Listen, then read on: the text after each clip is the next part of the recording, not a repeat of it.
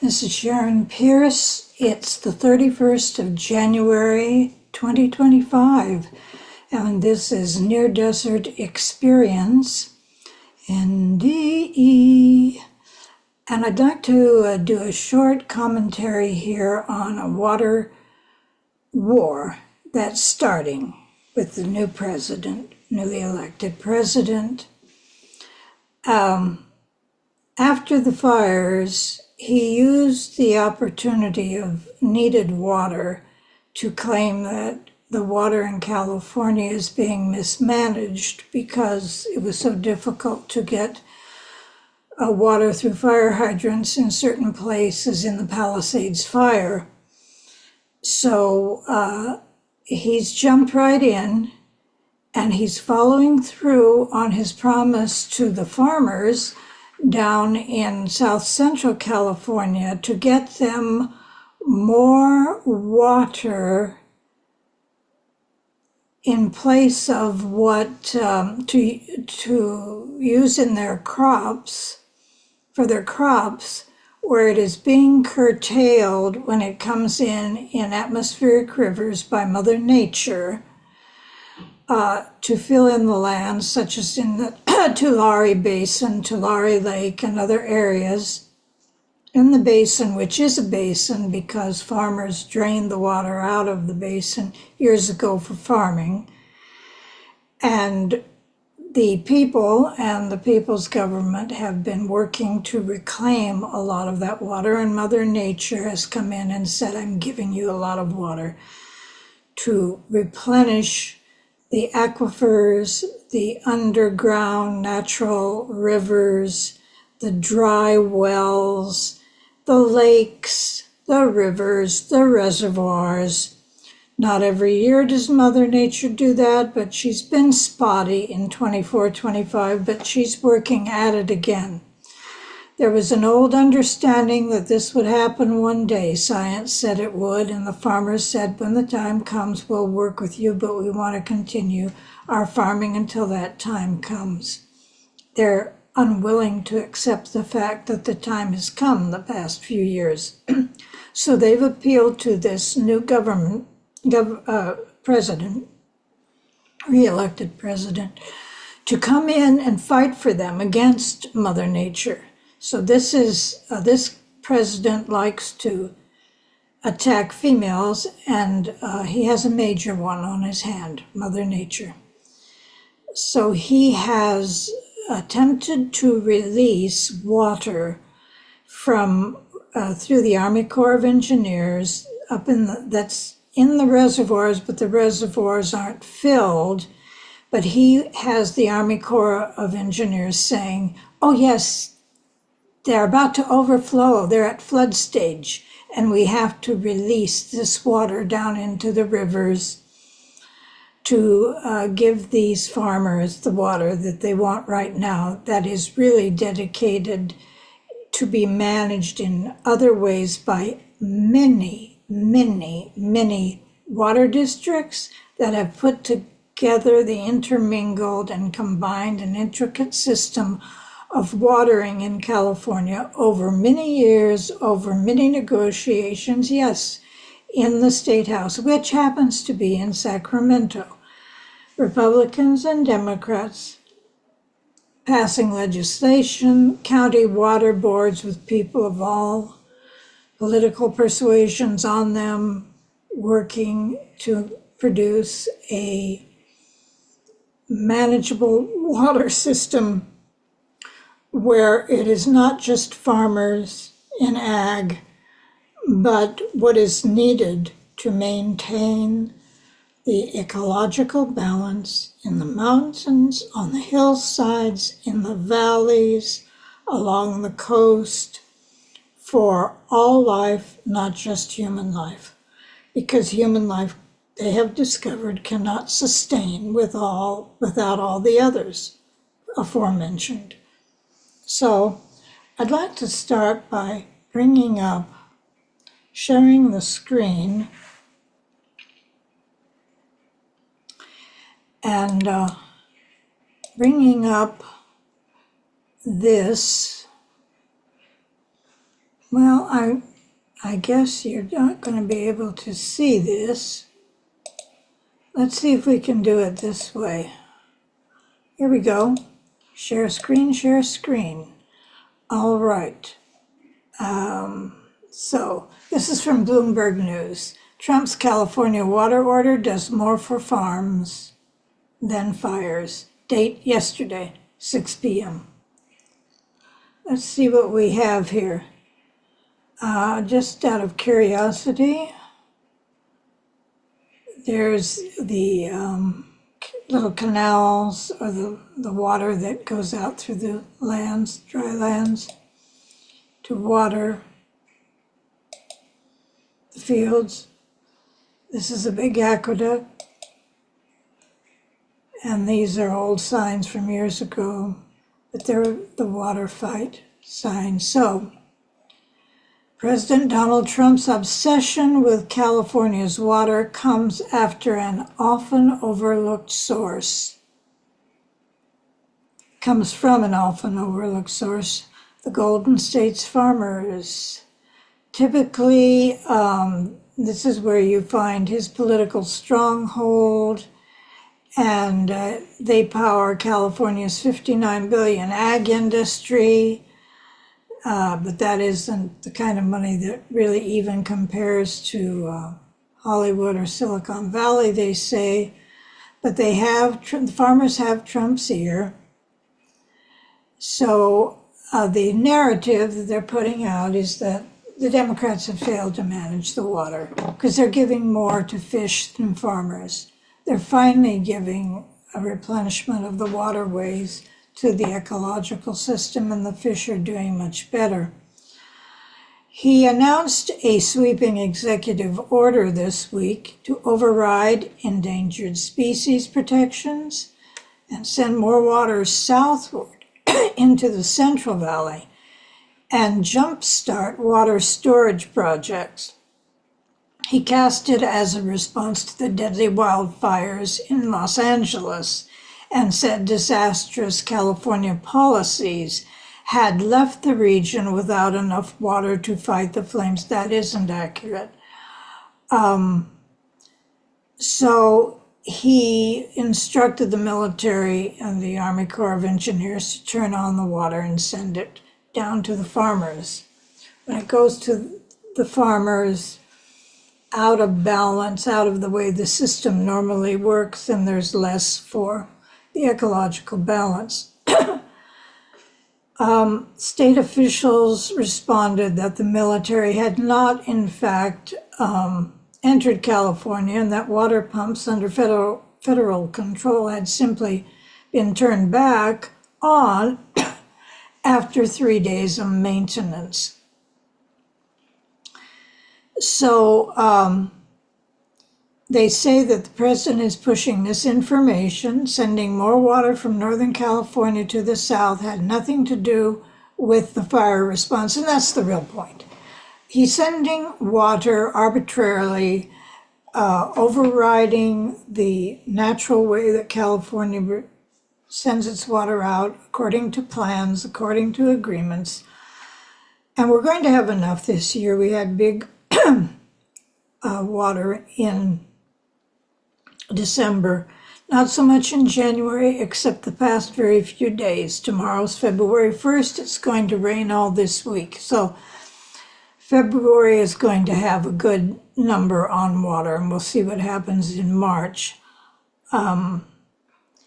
The Central Valley farmers supposedly are just thrilled that they have someone who'll override the rules for them, for their crops. Now, the president's foray into California's perennial water wars underscores the growing influence of this group of South Central farmers in the San Joaquin Basin.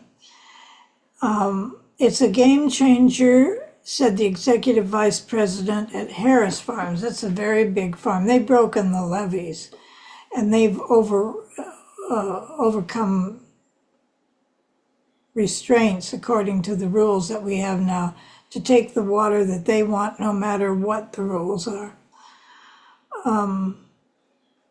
the executive vice president, William Boudreaux, is a major grower of almonds and pistachios. He hosted a fundraiser for now Vice President J.D. Vance last summer at his company's namesake resort in cattle country, and that is the famous locally known Harris Ranch off Interstate 5. Big resort where people who buy large blocks of beef, cattle for the food industry, restaurant industry, they come and they're wined and dined there, and people off the road can also come in and spend $50 to $100 for a steak meal. Even more than that. And there's a resort there where they can stay overnight. This is a moment right now, a once-in-a-generation opportunity to move more water, said Republican Congressman Vince Fong of Bakersfield. He replaced Kevin McCarthy, who was a former House Majority Leader. He was forced out, and now Vince Fong isn't the Majority Leader, but he is now his replacement in Congress. So this is where this is going. He said, myself and a number of my colleagues, as well as water experts throughout California, were sending ideas and specific concepts to the White House, he said. So that's where all that's coming from. At the center of Trump's executive action is a 400-mile water conveyance system known as the Central Valley Project, run by the U.S. Bureau of Reclamation. Along with a separate state-run system, the project transports snowmelt from the Sierras and rainwater from the confluence of two major rivers from the Sacramento and San Joaquin River Delta. Scientists say the Delta, a critical ecosystem. That's what we're dealing with here in California. It's not something that comes along occasionally. It's always in the news. It's a major agricultural issue in California. It's not misrun. It's highly sophisticatedly, complicatedly political, and it still has as its basis the success of the land being able to survive by having the water needs met everywhere. Not just the farmers, but everywhere. Scientists say the Delta critical ecosystem is collapsing due to drought and water being siphoned off for agriculture in cities, and that's been going on for 100 years. It's beginning to be turned around, say the past 10 years. Fish, including the Delta smelt, the Chinook salmon, and giant sturgeon, are threatened with extinction. Pulling more fresh water from the Delta could also allow ocean water to surge in, damaging drinking water. Environmentalists say Trump is using the LA fires as cover to seize more control of the state's precious water. Southern California reservoirs, for the most part, have more water than normal for this time of year already. But he's manipulating. So Trump issued his executive order along with a barrage of criticism over California's waste management, calling the smelt an essentially worthless fish. The rhetoric wasn't new. He's had years-long courtship that started back in his first presidential campaign, and by the farmers. They tell him what they want to tell him, and he goes along with it, and people elect him.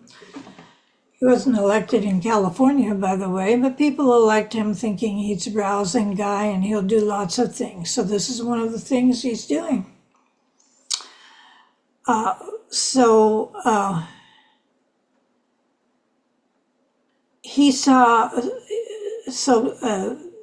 We have a person here, Johnny Amaral, who was a chief of staff to former Congressman Devin Nunes. And he is now an executive at Friant Water Authority, which is down near Hanford, south of Fresno, which delivers water to over 1 million acres of Central Valley farmland. He helped organize a roundtable with Trump and a group of farmers. He said, I think he saw this problem with his own 2 eyes and decided that's a problem that needed to be fixed. Well, it was being fixed. Among the biggest potential beneficiaries of the executive order is the Westlands Water District, which covers 1,000 square miles of farmland and relies primarily on Delta water to produce almonds, pistachios, and tomatoes. Nothing wrong with that. Other crops, too. $3 billion in sales annually. But there's a fish industry as well. There's some other orchards and whatnot that are in need of support from a healthy delta. The surface water from the Central Valley Project is our lifeblood, said a spokesperson for Harris Ranch. And they don't like it that they're having to give up some of their water now. Not all of it, not anywhere near all of it. Along with water flows, the order could spur controversial water projects, such as raising the massive Shasta Dam in the state's far north. That would allow for more water storage. It would also flood land sacred to indigenous people and be loved for recreation in the Shasta area. But the real-world impacts of the order remain uncertain. Water flows ultimately depend on rain and snowfall, Mother Nature, before they reach the network of canals and reservoirs. And any attempt to undo endangered species protections is likely to face court challenges. Another looming factor is California controls a state water project which could reduce water flows from the Delta to compensate for increased federal outflows under Trump. So Californians are celebrating right now, but we will see what is going to happen. Now, I'm going to switch over, stop sharing this, and I'm going to share another one, I hope. Maybe not.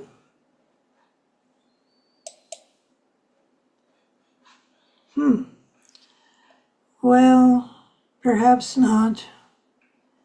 Let's see if we can find SCJ, the San Joaquin district.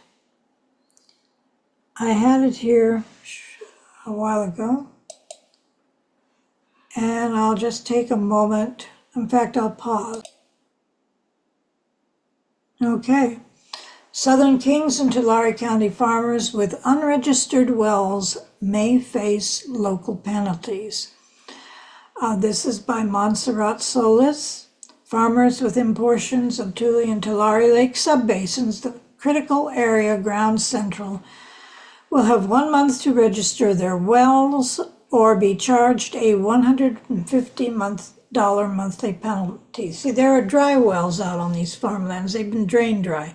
But the water that's coming in, the atmospheric rivers, is helping to replenish underground water systems that are just there from nature.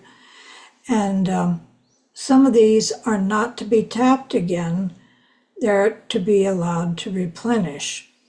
This was published January 28th, 3 days ago. Montserrat Solis, the San Joaquin Valley Water News. Tri-County Water Authority Board of Directors unanimously approved imposing a monthly penalty to those with unregistered wells during its January 23rd meeting. The fee will affect non-domestic well owners beginning March 1st. It will be assigned per landowner, not per well. We were originally going to do $100 per well, but technically I don't know how many wells each landowner has. the executive director, Deanna Jackson, said, Tri-County has lands in both the Tule and Tule Lake subbasins, covering the southern portions of Kings and Tulare counties.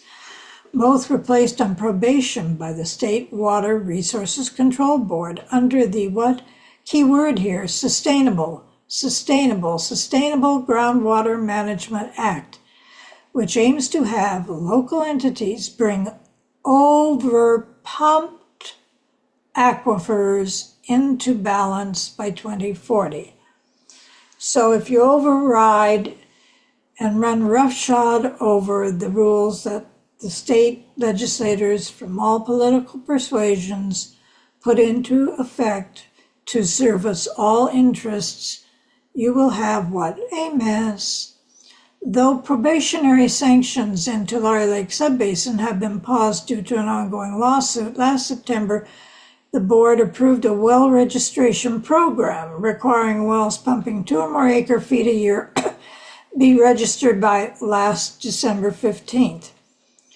And interestingly, the board says we are having a fairly good well registry, but we still have quite a few landowners that have not registered. The well registry is an important one for accurate data.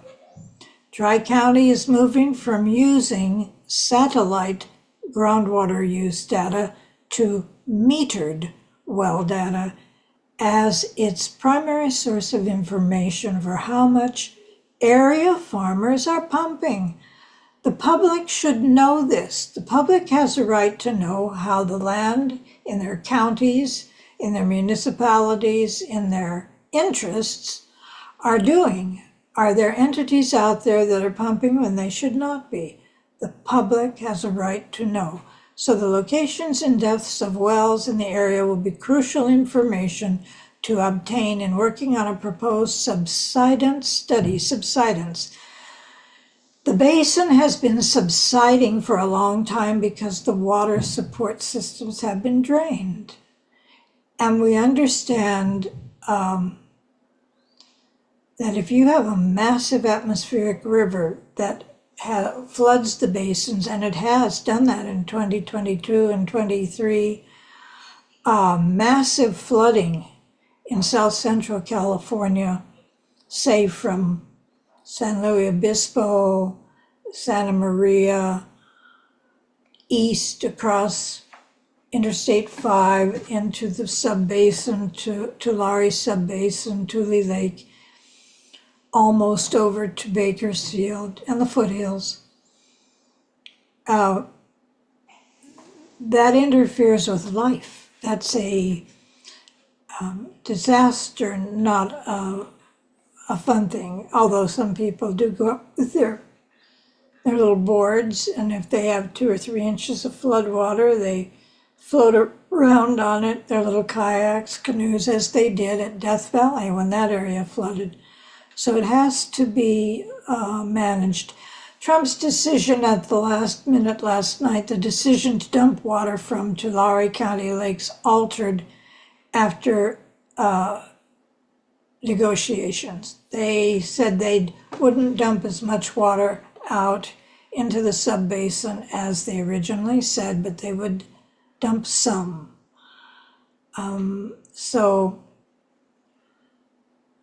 for example, on January 28th, Bakersfield's hodgepodge of water systems is as ready as they can be for a major fire. It's not an idle consideration. In fact, Forest Service Wildlife Risk Assessment states homes in Bakersfield are at greater risk of fire than 84% of communities in the United States. The often bone-dry climate combined with occasional high winds could put the community just one well-timed spark away from disaster.